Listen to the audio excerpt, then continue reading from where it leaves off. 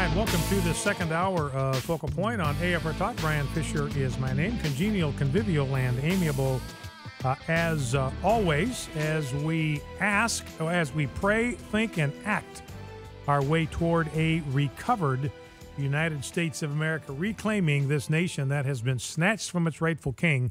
We're going to return him to his throne. That's our part. Be a part of what C.S. Lewis called a great campaign of sabotage.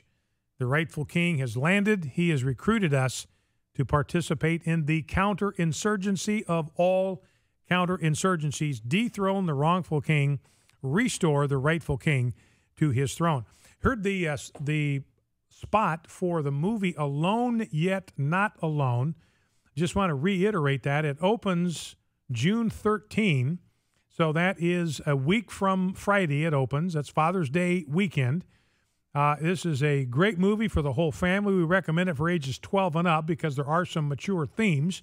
Nothing you're going to have to worry about exposing a 13-year-old to. Some of your younger children might have a problem, so we just encourage you to be cautious there. But it's about a pioneer Christian family.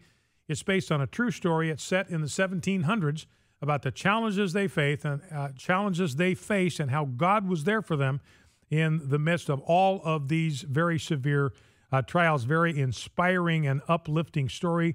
Tim Wildman, president of AFA, has endorsed this movie.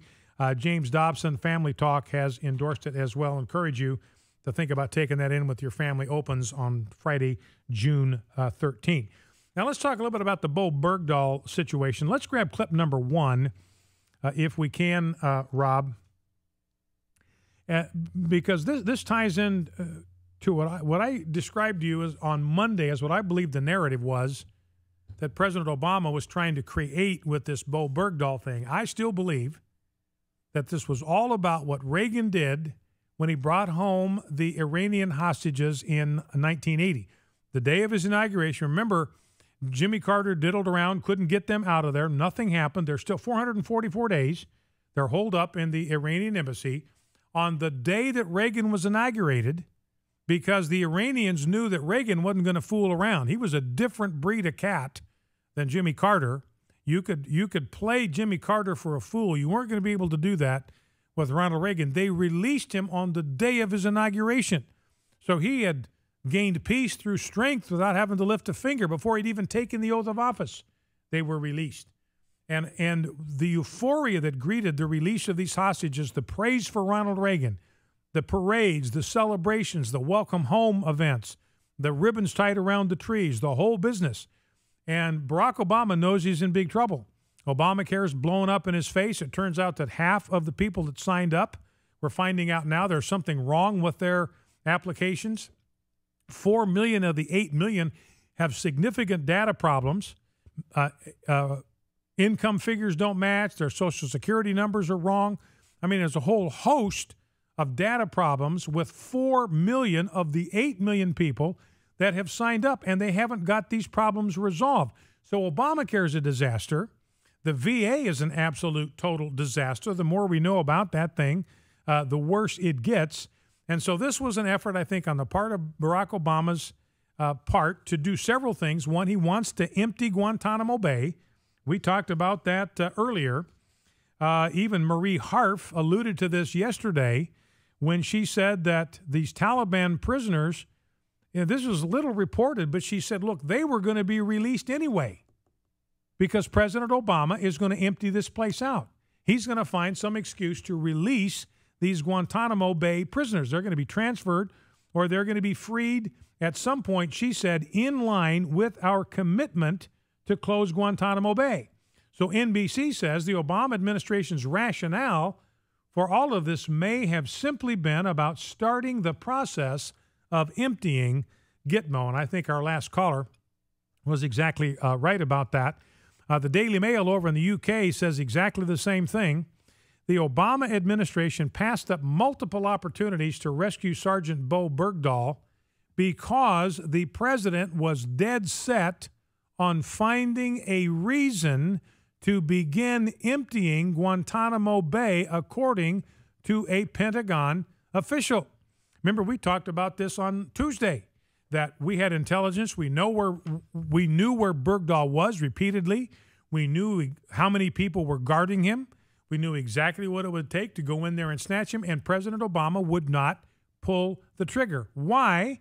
Because he saw this as an opportunity to start the process of closing down Guantanamo Bay. He saw this as an opportunity to divert the attention of the American people from the disaster of Obamacare and the catastrophe of the Veterans Administration. And he saw this as a way of snagging some of the glory that came Ronald Reagan's way, and he really thought that this was the way this thing was going to work out. But back to the hotair.com piece, Daily Mail, what we learned along the way was that the president wanted a diplomatic scenario that would establish a precedent for repatriating detainees from Gitmo. He basically told us that no matter what option was put on the table, it was never going to fly because the president isn't going to leave office with Gitmo intact, and this was the best opportunity to see that through. So the Daily Beast, Time Magazine, Daily Mail make it clear that political benefits for the White House outweighed strategic or tactical considerations in the war when it came to the Bergdahl swap. Now, here's Andrew Mitchell, clip one, and Chuck Todd. And Chuck Todd explaining the miscalibration on the part of the White House that we talked about earlier in the week. Let's listen. And Chuck, it does seem that they thought that the military would rally around them, that would give them the protection, if you will, political protection from dealing through the Qataris with the Taliban. Right, that there would be some sort of, as you said, rally around the principle of leave no man behind. If you take one of the quotes from the Pentagon spokesperson today that appeared in the New York Times, I thought was interesting when he said, when somebody goes overboard on a Navy ship, doesn't matter whether they were pushed, whether they fell, or something else happened, or they jumped themselves, the boat turns around and goes and gets them. But that wasn't necessarily what they were saying on Sunday. On Sunday, I think they thought there would be some euphoria around this, that the only POW that was remaining in Afghanistan, that there would be a rally around the flag. That didn't happen. So Chuck Todd saying, look, this is exactly what I was explaining to you on Monday, and NBC finally getting around to it on Wednesday and Thursday, that they thought there would be euphoria, that this would be a flag-waving deal. You know, Bo Bergdahl's hometown of Haley, Idaho, from my home state, planning this huge celebration on June 28, welcome home Bo, going to be flags, bands, parades. They've canceled all that. That's all gone. That's history. There's no way they can do it because everybody knows now he was a deserter and probably a traitor and not a hero.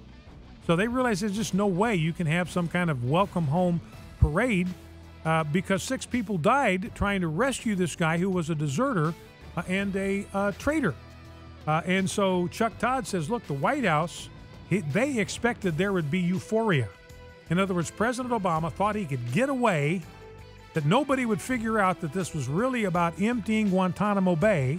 He could kind of pull a fast one on us because everybody would be so consumed with the patriotism and the celebration and bringing home man in uniform. Praise for President Obama as the commander-in-chief, looking out for his guys.